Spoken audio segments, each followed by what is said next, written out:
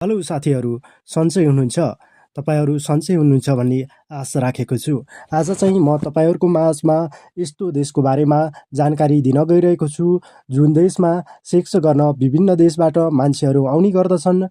त्यस्तै गरी महिलाहरूले एकपटक जिन्दगीमा एकपटक चाहिँ गोही भएको पोखरीमा नुहाउनु पर्ने अनिवार्य रहेको छ भने यो देशमा सधैँ हाँसी खुसी रहने मान्छेहरूलाई भेट्न पाउने गरिन्छ भने अर्को अचम्मको कुरा चाहिँ यो देशमा गोलो ढुङ्गाबाट मतदान गरिन्छ। हो साथीहरू, आज यो देश यस्तो महत्त्वपूर्ण देश, यस्तो अचम्मको देश द गाम्बियाको बारेमा तपाईँहरूलाई जानकारी दिन गइरहेको छु। साथीहरू, सायद तपाईँहरूले कमै सुन्नुभएको यो द गाम्बिया देशको बारेमा आज तपाईँहरूलाई म च्याटजिपिटीसँग कुरा गरेर त्यो देशको सम्बन्धी जानकारी दिन गइरहेको छु।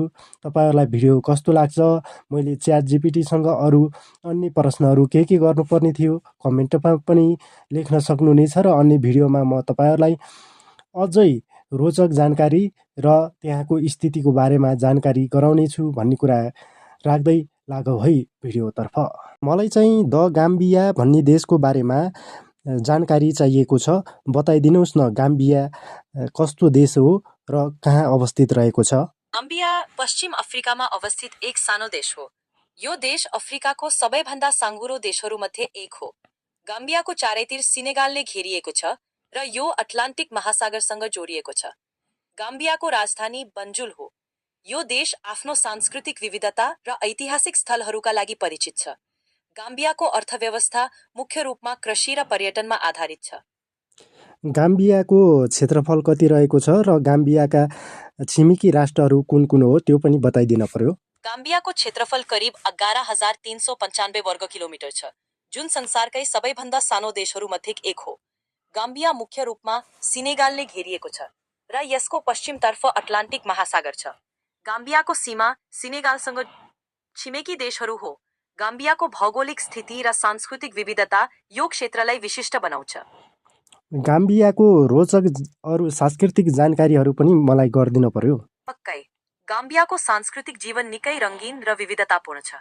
यहाँको सङ्गीत, नृत्य र कला निकै प्रसिद्ध छन्।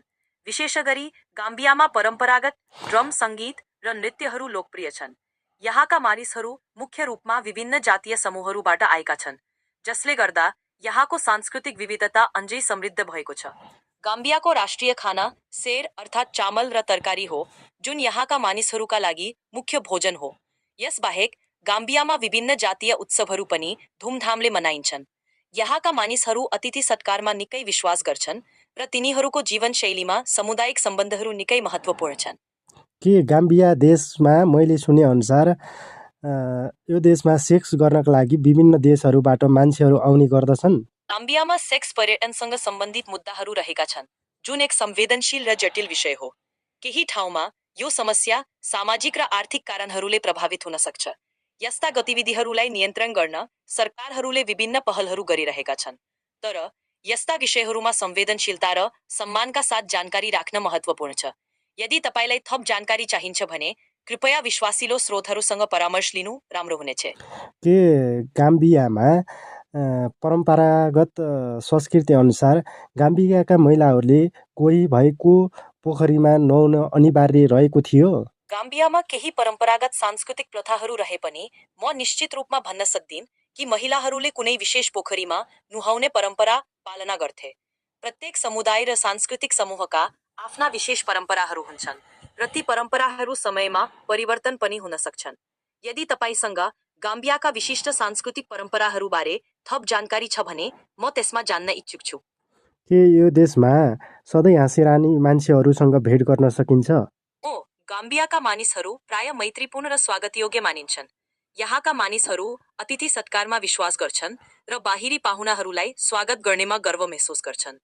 तपाईँ गाम्बियामा यात्राका क्रममा स्थानीय समुदायसँग कुराकानी गर्न सक्नुहुन्छ र तपाईलाई सहयोग र सद्भाव देखाउने मानिसहरू भेट्न सक्नुहुन्छ। सामाजिक र सांस्कृतिक आदान प्रदानमा खुला रहनु महत्त्वपूर्ण हुन्छ। के यो देशमा मतदान हुँदाखेरि गोलो ढुङ्गाको सहायताले मतदान गरिन्छ?